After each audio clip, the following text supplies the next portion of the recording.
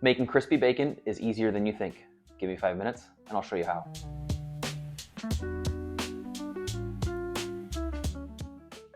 So we've all had greasy, undercooked, chewy, flabby bacon before, whether it's at a diner or whether it's in your own home when you're rushing to make breakfast. Today, we're gonna show you how to make perfectly crisp bacon that'll go great on a BLT or next to a sunny side up egg with a piece of toast.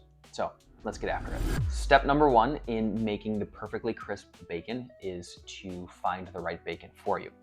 There's thick cut, there's thin cut, maple brown sugar, there's peppered, there is all natural, nitrate free, the list goes on and on and on. We like to use a natural bacon that is anywhere between a medium to thick cut. This gives us the best opportunity to render out fat, gives us a perfectly crisp product at the end, and also allows us to eat a little bit more healthy when we're eating 5, 6, maybe even 8 strips of this bacon because it's delicious. Please feel free to use whatever type that you'd like. If you've got a brand that you like because it's a little bit more smoky or the perfect thickness for yourself, this is completely up to you. Once we have our bacon chosen, we are going to prepare to bake our bacon. Yes, that's right. We're going to use our oven to cook our bacon rather than our stovetop. A lot of us grew up cooking bacon on the stove in a pan. It would splatter, make a huge mess, and you'd have just grease all over the place. No fun to clean up, no fun to deal with. So in our house and in my profession, I bake almost all of my bacon.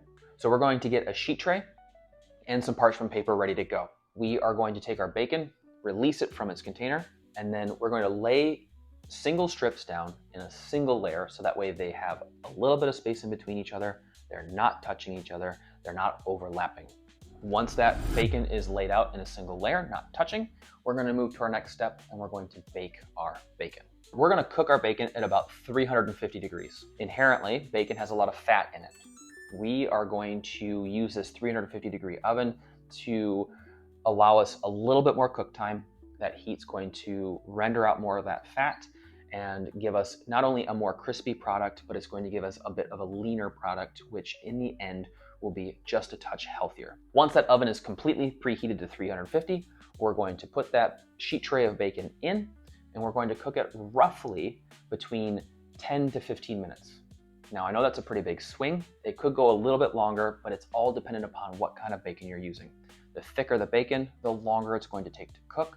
We're going to check at the 10-minute mark. If it's not done there, then we're going to check every couple of minutes after. You can see here that the bacon itself has shrunk as it cooked. There's plenty of fat that has rendered off. You can see it start to foam just a little bit here, and it is cooked uniformly. Once that has been cooked, we're going to move to our next step here, and we're going to drain our bacon. Now, this is an industry technique that I use almost every single day. I cook a lot of bacon for work. I cook bacon quite regularly at home too. This technique saves us not only a bunch of time, but it also helps us, again, make a leaner finished product. Once we've pulled that bacon out, we're going to look to our stove for help. With our cast iron grates on our stove sits just about a half an inch taller than our countertops. We're going to use that to our advantage here. What we want to do is we want to take our sheet tray of bacon, we want to find that edge, we want to tilt the sheet tray a little bit here. And what that's going to help us do is let all of the fat that's still very, very hot and fluid flow to the one side of our sheet tray. This will allow our bacon to drain. It'll take most all of the extra fat off of it that we've worked hard to render.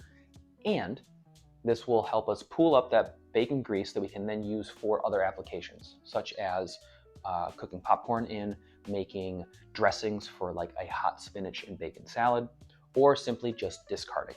And if you stick with us, we will show you exactly how we use all of the leftover bacon grease in our house.